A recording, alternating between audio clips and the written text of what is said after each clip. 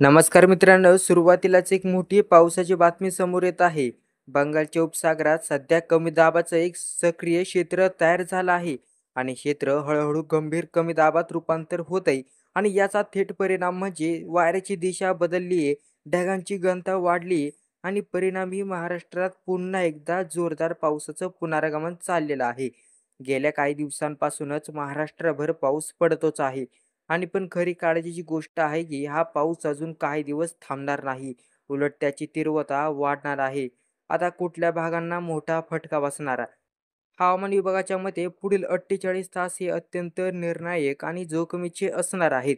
विशेषतः कोकणमध्ये मुंबई, रायगड, रत्नागिरी तसेच घाटमध्ये मुळशी, भोर, महाबळेश्वर भाग, मराठवाड्यामध्ये पुणतांबा, परभणी, बीड तसेच विदर्भामध्ये चंद्रपूर आणि गडचिरोली, नागपूर या सर्व भागात पावसाचा येलो अलर्ट जारी करण्यात आला आहे. काही भागात ऑरेंज अलर्टही शक्यतो लागू केला जाऊ शकतो. कारण पावसाची तीव्रता अधिक असण्याची शक्यता आहे. मराठवाड्यात सध्या शेतकऱ्यांची अवस्था फारच कठीण आहे.